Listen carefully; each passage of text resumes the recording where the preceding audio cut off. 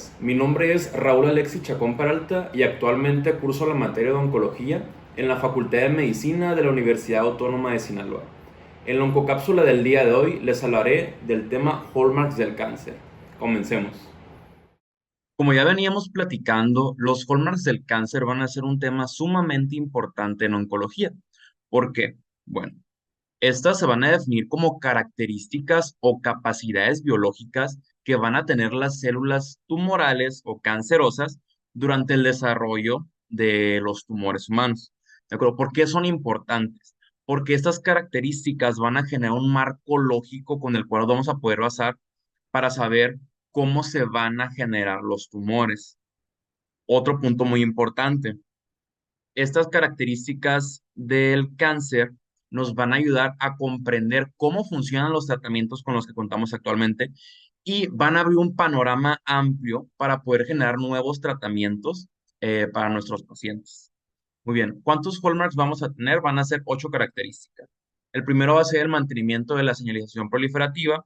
Asimismo, tenemos la evasión de los supresores del crecimiento.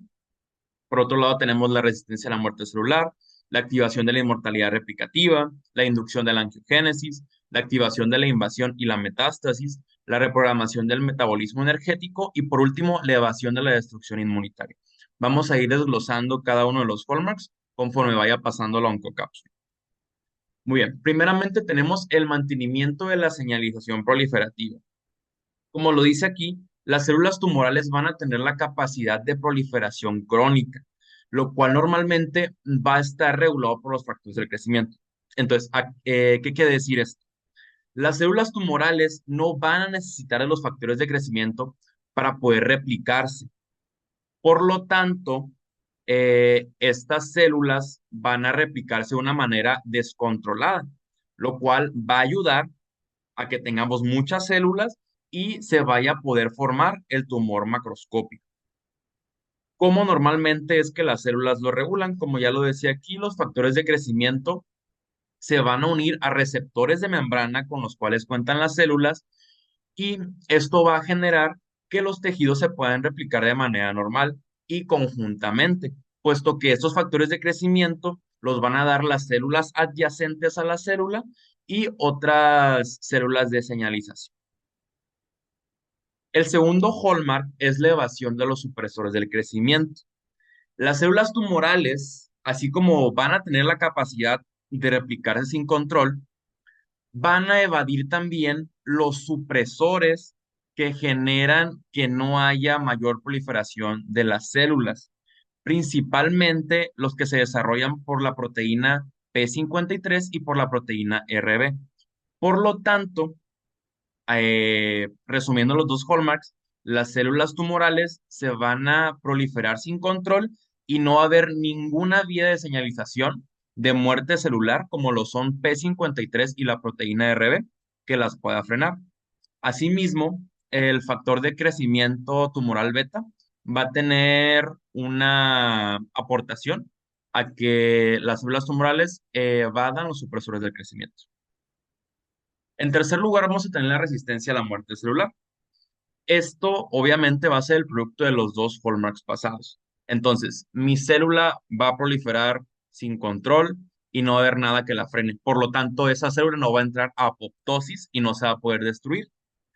Generalmente las células tumorales pueden llegar a morir, pero por otra vía llamada necrosis.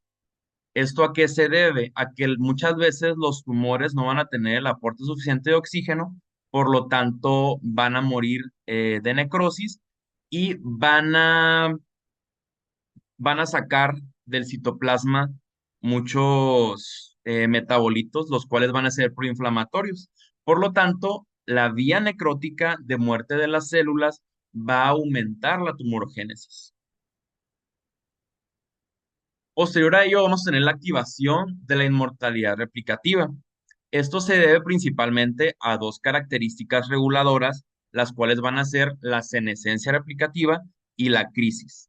La senescencia replicativa se refiere a aquel estado en el cual la célula no muere, eh, ya no funciona, pero sigue siendo viable. y la crisis se refiere a la muerte celular. Por lo tanto, estas células van a tener la capacidad de no morir o de no tener actividad, pero sin morir. Asimismo, la inducción de la angiogénesis va a ser sumamente importante en la generación de los tumores. Porque, como ya lo sabemos, los tumores se van a alimentar principalmente de los metabolismos que están en la sangre, ¿sale? Principalmente la glucosa y el oxígeno.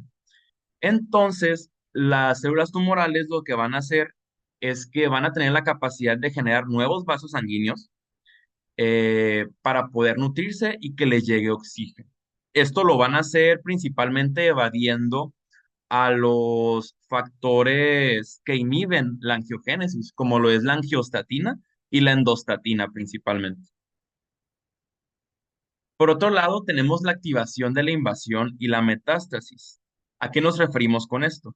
Las células tumorales, una vez que ya han formado un tumor primario, ya se han establecido en un lugar, van a tener la capacidad de invadir a los tejidos adyacentes al tumor y también van a poder invadir tejidos lejanos.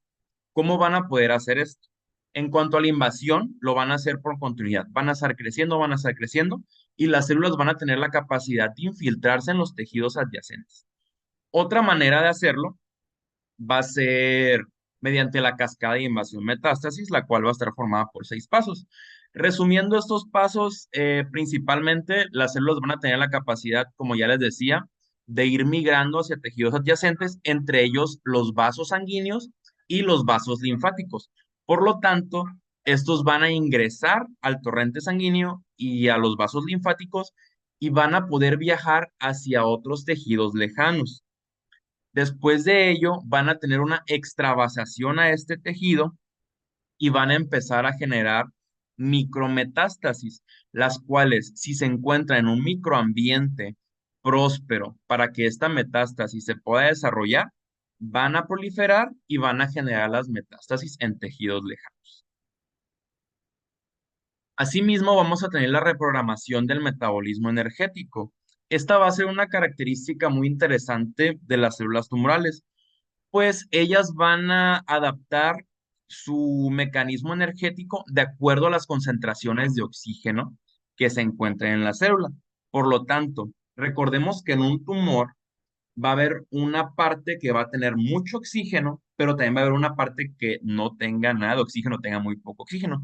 Por lo tanto, vamos a tener células en normoxia y en hipoxia.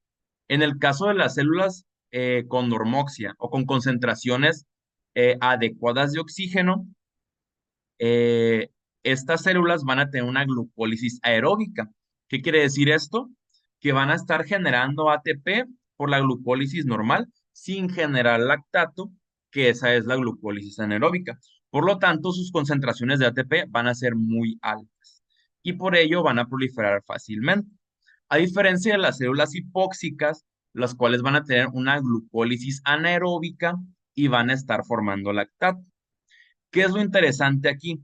Que las células hipóxicas van a liberar lactato, el cual también va a ser aprovechado por las células aeróbicas, eh, quemando el lactato y transformándolo en ATP también.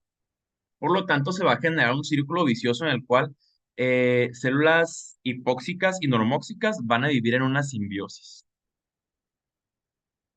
Finalmente, vamos a tener la evasión de la destrucción inmunitaria. Esta va a ser una capacidad de las células cancerígenas en las cuales a través de mutaciones cromosómicas y principalmente de las proteínas de membrana van a poder esconderse de los linfocitos, especialmente de los linfocitos citotóxicos, y van a poder sobrevivir. Bueno, esto ha sido todo de mi parte. Espero les haya agradado. Muchísimas gracias.